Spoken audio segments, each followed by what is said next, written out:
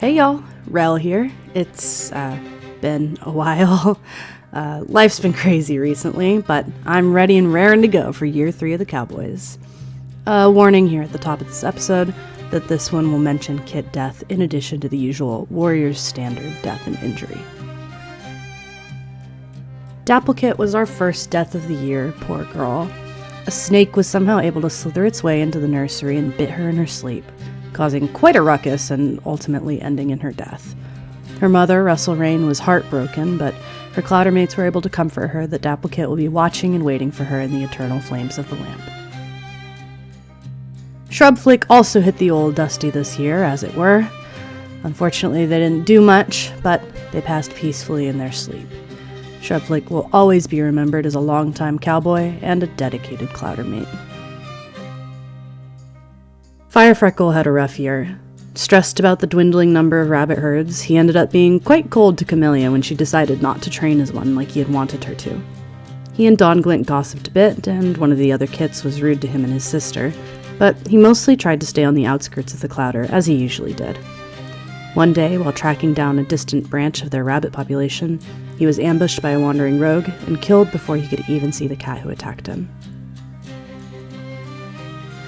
Blackberry Kit was incredibly endearing, even able to win over grumpy old Dino, but he unfortunately fell victim to a bout of kitten cough that lasted much longer than cases normally do, finally succumbing to it just after he had been made an apprentice by a very hopeful Auburn Star. Finally, Skyprance died this year to an infected wound. Sky started the year by catching a stomach bug from Honeypaw and Obsidian Paw, then getting attacked by rogues while visiting their precious paintings in the tunnels. They escaped that unharmed thanks to Fighawk's protection, but moons later, they wandered a bit too close to the ranch and got their leg mangled in a 2-leg trap, a wound that would quickly get infected and resulted in their untimely death. And that's all for cats who joined the Eternal Flames this year. On to our living cowboys. Auburn Star's year was a bit more interesting than she bargained for. The very first moon of spring, she was talking to Dapplecit when Dapple mentioned that she heard someone shuffling about behind the nursery the other night. When Auburn Star inquired further, Dapplecit clammed up and wouldn't answer her. That night, Dapplecit was bitten by the snake. Odd. Auburn Star also spent the year trying to figure out her love life, flirting with Scorpion Song to great effect, but no avail, and being flirted with by Donglint, whom she brushed aside. She continued her initiative to get to know her Clowder mates better this year, warming up to Dino and Fighawk. Finally, she had to name a new Sparkbearer this year, who ended up being Primrose Dust. They really tried to build up some of their relationships this year as well, staying close with their sister and, to their dread and excitement, Ochreglare. While they and Ochreglare were out on patrol together, they slipped and fell, causing them to have to lean on Ochre all the way back home. How embarrassing. Obviously, they were also named Sparkbearer this year, which is exactly what they had been hoping for the previous year, though if it could have happened without Skyprance having to die, that would have been nice. They also trained an apprentice this year after much to do, which we'll get to later. Primrose also tried to continue bonding with their sister, but they're on such different paths now that it always feels hard to relate. Nightheart is still sticking it out, though Thon's joints ache more and more every moon. If Splinter would just take an apprentice, they might consider retiring, but, well, things haven't exactly worked out to plan. Nightheart had an uneventful first 2 seasons, but in the fall, Thon caught a mild case of white cough. Despite Dino's protests, they kept working, and eventually it faded on its own. Most notably, at the end of the year, Nightheart and Dino found a tiny kitten in the riverbed, cold and with no distinct sense. They took him home and decided to adopt him, and he has been the light of their lives since. Splinter, as usual, was very polite and kind this year, bonding with its mother most of all. They were made a full herbalist this year and earned the name Splinter Blaze for their tireless energy. You may have also noticed that it chose some new pronouns this year, deciding to try out they, it, and really enjoying it. Splinter Blaze also decided to do some battle training this year with the guards, insisting that it's important that especially herbalists know how to defend themselves, since they so often travel alone or in small groups. A productive year for Splinter. The first of our living new recruits, and the Cowboys' first mediator, is a cat named Lil Baby. Baby joined at the start of summer with his 3 kittens, fleeing from his cruel owner and having traveled quite a ways to keep his kids safe. Being terrified of fighting and having been declawed, Baby asked if there was another way that he could help out in the Clowder, noting that he had always been good at smoothing over disagreements. The Cowboys created a new job just for him, mediator. He grew close with Scorpion Song and Don Glint this year. Amaretto worked hard this year. Between picking up a new apprentice and adopting a litter of kits, he was running about doing the best he could for his Clowder. Don't worry though, he's just as persnickety as ever, turning his nose up at many of the younger cats. However, he was supportive in his own way when it came to his apprentice Camellia, though I'll get to that in her section. He's getting older, and next year he may think about retiring with Scorpion Song. Not Gale relaxed into her place in the Clowder, opening up and starting to befriend some of her fellow cowboys. She and Splinter Blaze also got a lot closer this year, Not Gale expressing how proud she was of Splinter for achieving so much as an herbalist. She grew a bit distant from her other two kids, but they seemed to be avoiding her more than anything, especially Honey. She and Amaretto got into some tiffs this year, but they may be sharing the Elder's Den come next summer. Don Glint had a lot of close calls this year. He was attacked by rogues twice and had to run away from a coyote in the winter. He made a new friend in Russell Rain, who frequently goes with the archivists as a guard, and was becoming closer friends with Firefreckle before his untimely death. Don trained an apprentice this year, a new cat to the Cowboys, and was eager to prove himself.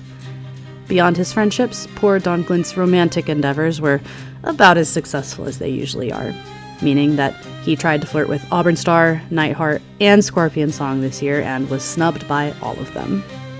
I would say better luck next year, but it's really not looking good for Don Glint's love life. Another new cat to the Clowder, Pomegranate was found on the side of the road by Fighawk, sporting a mean broken jaw after getting hit by a passing car. His jaw healed well, and in record time, causing him to boast about how good his immune system was. He was a bit of a pain this year for Auburn Star, refusing to commit to a single job around camp.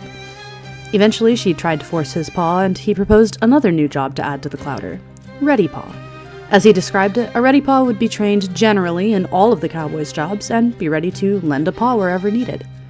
Auburn Star was just happy that he had actually put some thought into it and decided to allow it on a trial run. Pomegranate is a bit vain and brash, rubbing against a lot of other cats' more laid-back personalities. Russell Rain grew into her spot in the Cowboys this year. She started the year by losing Dapplecate to the snake, and in that moment she decided that she would become a guard to try and prevent things like that from ever happening again. Now she keeps a meticulous eye over the camp and its dens, and did some training with Fighawk to make sure she was prepared. This year she's developed the beginnings of a crush on Don Glint, though it doesn't seem like he's noticed it yet. She also took on her first apprentice, one of Little Baby's kittens, though that had some complications. Overall, she's showing that despite her quiet demeanor, she has a steely streak to her. Banyancrest had an extremely busy year. She remained happily with Ochreglare, and the two of them were actually courted by Fighawk over the course of several months. With his endless optimism, Fig succeeded, and now Fig, Banyan, and Ochre are all together in a polycule. They are so happy together. They're so cute. Banyancrest also mentored 2 apprentices this year, finishing the training of a young barn cat who joined midway through the year, and taking on a kit of an existing Clowder mate at the end of the year. She also announced at the very end of the year that she was going to have kits in the spring, so look forward to that. By contrast, Ochreglare's year was quite uninteresting. Obviously, they were courted by and eventually became mates with Fighawk, but besides that, they spent the year being a bit suspicious of their Clowder mates, namely their mother, Auburn Star, and Honeypaw. They aren't sure if they're just paranoid, so they haven't taken any action, but they're keeping a close eye. They and Banyancrest did have some fun, getting giggly off some herbs in Nightheart's den, while Ochre was getting their dislocated leg popped back into place. They're excited to meet their kits next year. Fighawk, as previously discussed, came through with the incredible Riz and pulled 2 baddies. He was his normal bubbly self this year, taking care of all the Cowboys and trying to befriend even the coldest of cats. He protected the archivists from a rogue attack at the beginning of the year and trained an apprentice in the back half of the year, another one of Lil Baby's kits. If not for losing his brother to a rogue, he would have had the perfect year. I think he may have developed a bit of a revenge quest, though. Happy Patch began the year by getting sprayed with a skunk while looking for reeds with Honey, much to Honey's amusement. She also helped bring Lil Baby and his kits into the Clowder, having originally found them and brought them back with Auburnstar.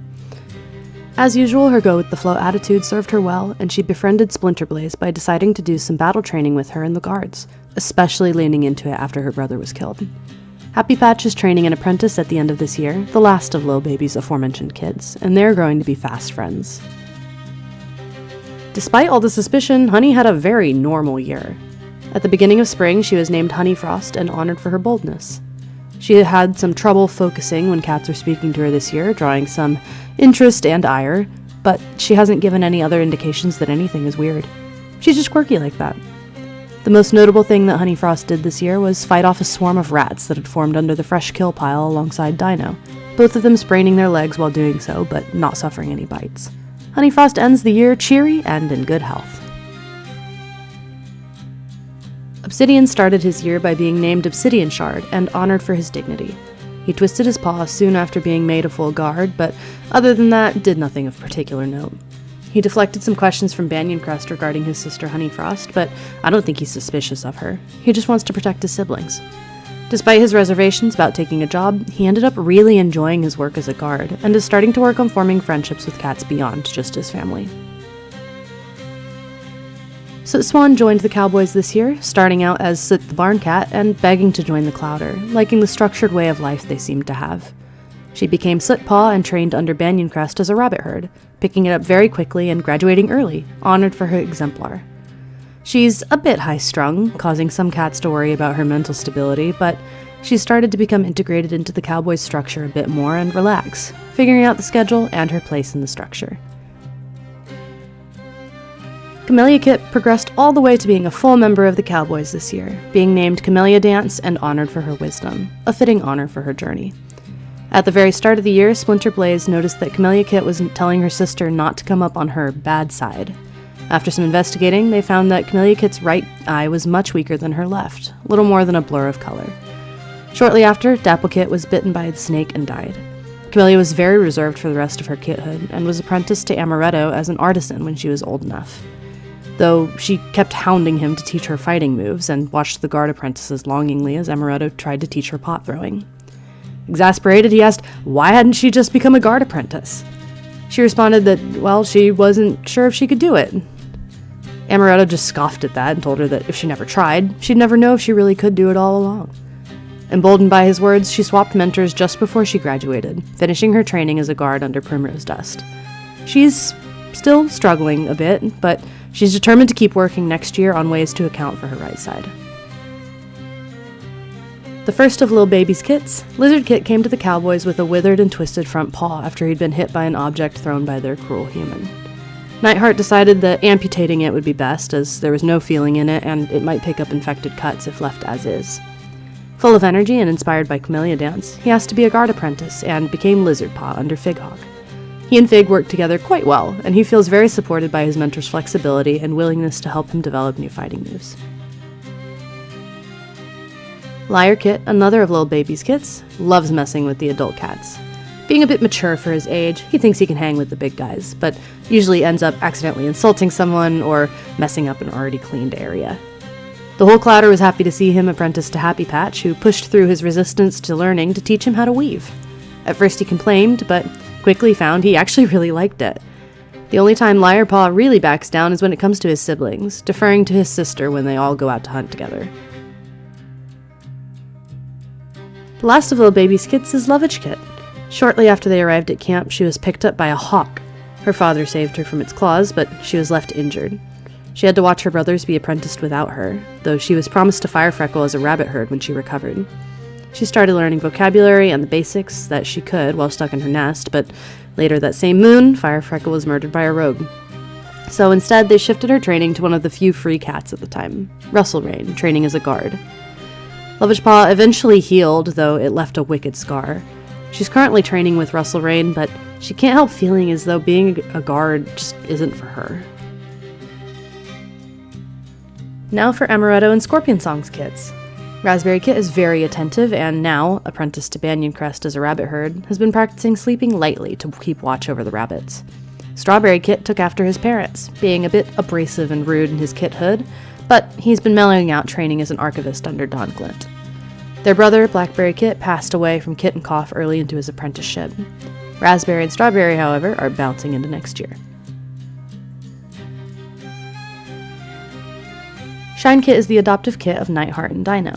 He hasn't had much time to do anything of note, but he's coming into his own as a sassy little thing like his mother, Dino. Most recently, he was seen teasing Lizardpaw for not being in on a joke that doesn't even really exist. I'm excited to see if he starts anything next year as he heads into his apprenticeship. And Dino continues to enjoy her retirement this year, having fun messing with some of her more delicate Clowder mates and bonding with some of the older cats. The most notable thing she did this year was adopt Shine Kit alongside Nightheart, and it seems she's training Little Scrap to be just like her. What fun. Scorpion Song is still going strong, keeping a keen eye on their Clowder. They got heat exhaustion in the summer while out for a leisurely hunt with Auburn Star, though I think to them this courtship with Auburn Star is more of a frivolity than anything serious. Poor Auburn Star. They also kept a close watch over Ochre Glare and their daughter. They actually grew to like Ochre quite a bit more this year, making an effort in the later half of the year to actually get to know their child-in-law, much to Banyan's delight.